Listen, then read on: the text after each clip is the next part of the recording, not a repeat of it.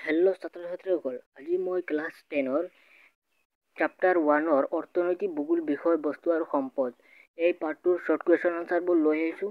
তোমালোকে এইখিনি চাই দিবা। 1 নম্বৰ কুৱেশ্যন হৈছে অৰ্থনৈতিক ভূগোল মানে কি? উত্তৰ হৈছে ভূগোলৰ যিটো শাখাত সম্পদৰ উৎপাদন, বিতৰণ, উপভোগ আৰু বিনিময় আৰু ইয়াৰ লগত জড়িত মানুহৰ কাৰ্যকলাপসমূহ স্থান আৰু কাল সাপেক্ষে অধ্যয়ন কৰা হয় তাকে অৰ্থনৈতিক ভূগোল বোলে। 2 নম্বৰ কুৱেশ্যন হৈছে ভূগোল বিষয়টো প্ৰধানকৈ কেইটা ভাগত বিভক্ত আৰু কি কি? উত্তৰ হৈছে ভূগোল বিষয়টো প্ৰধানকৈ দুটা ভাগত বিভক্ত। সেয়া হ'ল 1 নম্বৰ হৈছে প্ৰাকৃতিক ভূগোল আৰু 2 নম্বৰ হৈছে মানৱ ভূগোল।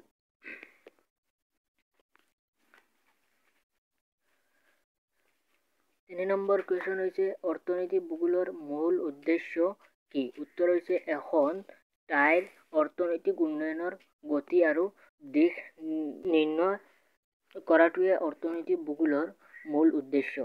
4 নম্বৰ কুৱেশ্যন হৈছে মানুহৰ অৰ্থনৈতিক বৃত্তি বা কাৰ্য কেই প্ৰকাৰৰ? উত্তৰ হৈছে মানুহৰ অৰ্থনৈতিক বৃত্তি বা কাৰ্য 4 প্ৰকাৰৰ।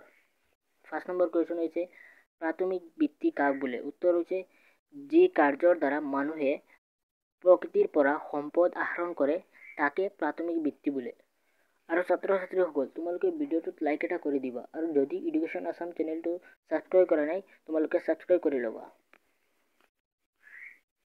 6 নম্বৰ কুৱেশ্যন হৈছে দ্বিতীয় বৃত্তি কাক বোলে? উত্তৰ হৈছে যি কাৰ্যৰ দ্বাৰা মানুহে প্ৰকৃতিৰ পৰা আহৰণ কৰা বিভিন্ন দ্ৰব্য নানান প্ৰযুক্তিৰ জৰিয়তে মানুহৰ ব্যৱহাৰ উপযোগী কৰি তোলা হয় তাকে দ্বিতীয় বৃত্তি বোলে। 7 নম্বৰ কুৱেশ্যন হৈছে সম্পদ মানে কি? উত্তৰ হৈছে মানুহৰ জীৱন ধাৰণৰ বাবে প্ৰয়োজনীয় সকলোবোৰ বস্তুকেই সম্পদ বোলা হয়। 8 নম্বৰ কুৱেশ্যন হৈছে পৃথিৱীত পোৱা সকলোবোৰ বস্তুকে সম্পদ হয়নে? উত্তৰ হৈছে পৃথিৱীত পোৱা সকলো বস্তুৱে সম্পদ নহয়। 9 নম্বৰ কুৱেশ্যন হৈছে মানুহে সম্পদৰ লগত কি ধৰণেৰে জড়িত? উত্তৰ হৈছে মানুহে সম্পদৰ লগত 2 ধৰণেৰে জড়িত। সেয়া হ'ল সম্পদৰ উৎপাদক আৰু সম্পদৰ উৎপাদক হিচাপে আৰু সম্পদৰ উপভোক্তা হিচাপে। 10 নম্বৰ কুৱেশ্যন হৈছে নিৰপেক্ষ বা নিষ্ক্ৰিয় সামগ্ৰী কাক বোলে? উত্তৰ হৈছে যিবোৰ মানুহৰ কোনো ধৰণৰ উপকাৰ বা অপকাৰ সাধন নকৰে সেইবোৰক নিৰপেক্ষ বা নিষ্ক্ৰিয় সামগ্ৰী বোলে।